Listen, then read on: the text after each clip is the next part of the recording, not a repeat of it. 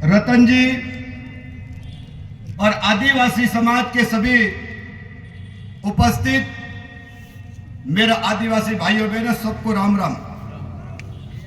भाइयों बहनों, यहां पर मंच से बहुत देर पहले बात हुई होगी। अब क्या क्या बात हुई, क्या क्या चर्चा हुई, मैं थोड़ा सा लेट हो गया, लेकिन भाइयों बहनों मैं आप सबको कहना चाहता हूं, इस देश को आजाद हुए करीब 75 वर्ष हो गए।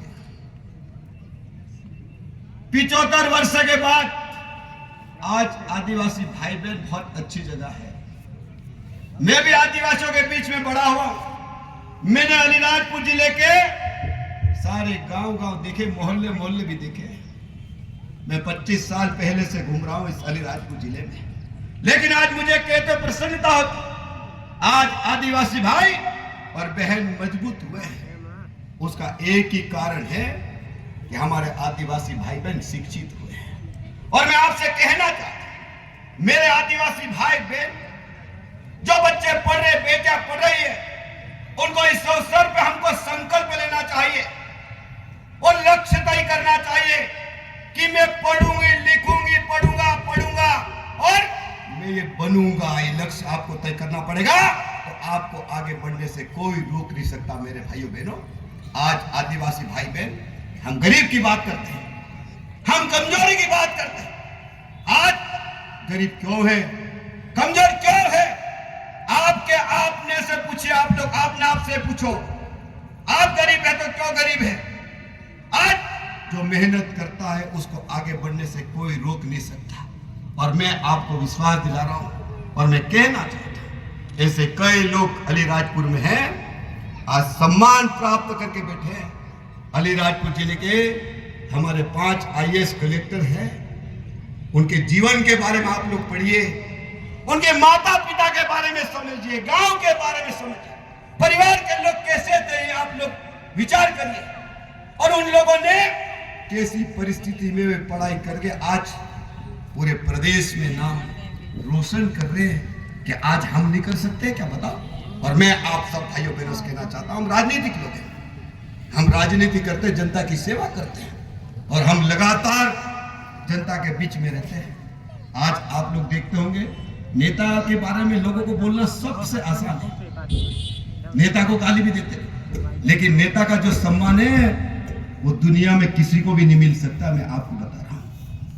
और जनता चुनती है, जनता वोट डालती है। 5 साल में हम जनता के बीच में जाते हैं और जनता के बीच में हम रह के जो काम करते हैं उसका परिणाम मिलता है। उसके कारण आज मैं विधायक हूं, मैं मध्य प्रदेश में मंत्री हूं, मेरी धर्मपत्नी आज लोकसभा में सांसद है। मेरे भाइयों बहनों, आप लोगों के कारण है। लेकिन मैं आप सब भाइयों बहनों से कहना चाहता हूं कि एक उंगली अगर किसी पे उठती है तो 3 उंगली हमारे सामने होती है और वो उंगली कहती है कि दूसरे के ऊपर उंगली उठाने से पहले अपने गिरेबान में झांको। और इसलिए मैं आप सब भाइयों बहनों से कहना चाहता हूं, अगर जनप्रतिनिधि तो जनप्रतिनिधि का दायित्व ईमानदारी से निभाएगा, उसमें कोई कमी नहीं आएगी। मैं आपको कह रहा हूं, मैं विधायक अलीराजपुर का, मैं 25 साल से अलीराजपुर की जनता की सेवा कर रहा हूं, अलीराजपुर जिले की जनता की सेवा कर रहा हूं। मुझे पता है अलीराजपुर जिले में मुझे क्या करना है, अलीराजपुर के किस गांव में क्या तकलीफ है मुझे पता है और मैं लड़ रहा हूं। और मैं आप सब भाइयों बहनों से कहना चाहता हूं, अभी बीच में खट्टाली का जो मामला चल रहा है, खट्टाली के गांव, खट्टाली, छोटी खट्टाली, चमार बेगड़ा और एक गांव और है हमारा, 3 गांव में ग्रेफाइट का मामला चल रहा मेरे भाई। और जैसे ही इसकी जानकारी अलीराजपुर के व्हाट्सएप पे आया, हम लोगों ने तत्काल मुख्यमंत्री जी से बात की। अभी लोकसभा में अनीता ने भी इस बात को उठाया और मैं आप सब भाइयों बहनों को इस मंच से कह रहा हूं, आपको लड़ाई लड़ने की जरूरत, हम बैठे हैं। मैंने खट्टाली में भी जाके कहा, मैंने व्हाट्सएप पे भी कहा एक दिन, आपके लिए हम बने हैं तो आपको लड़ने की जरूरत नहीं, हम लड़ेंगे। आपकी 1 इंच जमीन भी किसी की कोई ताकत नहीं ले सकती। मेरे भाइयों, मैं आपको विश्वास दिला रहा हूं। लोग कहते झूठ बोलते हैं, लोगों को लगता है हम झूठ बोलते हैं। अरे हम तो वो लोग हैं, जीबान के पक्के लोग हैं। अगर एक बार जीबान में कह दिया कि ये होगा तो होगा, ये जीबान करने वाले लोग हैं, और जीबान करने के बाद बदलने वाले लोग नहीं है। और इसीलिए मैं आप सब भाइयों बहनों को कहना चाहता हूं कि आदिवासी समाज के इस दिवस के अवसर पर आपको घबराने की जरूरत नहीं है। मध्य प्रदेश की सरकार ने हमको अधिकार दिए। आज पैसा एक्ट कानून लागू है। आप लोग पैसा एक्ट कानून को पढ़िए।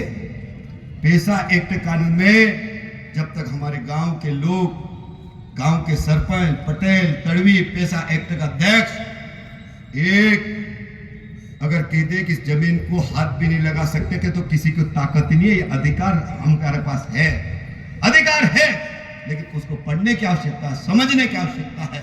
और इसलिए मैं आप सब भाइयों बहनों से कहना चाहता हूं, घबराने की जरूरत नहीं। दूसरी बात, यहाँ पे मेरे भाई बहन बहुत सारे कर्मचारी है, शिक्षक है, पटवारी है, सचिव है, रोजगार सहायक है, आंगनवाड़ी कार्यकर्ता है। मैं सब भाइयों बहनों से कहना चाहता हूं, मैंने पहले ही कहा कि उंगली एक उठती है, सामने 3 रहती है। हम सब लोग अपना दायित्व निभाएं। मास्टर 4 घंटे पढ़ाना चाहिए। तनख्वाह मिल रही है 1-1 लाख, 70,000, 80,000, 90,000 रुपए तनख्वाह मिल रही है। क्या मास्टर हमारे समाज का जिस स्कूल में उसको नौकरी दी है वहां से तनख्वाह मिल रही है, वो मास्टर हमारे आदिवासी भाई बहन के बच्चों को पढ़ा रहा क्या?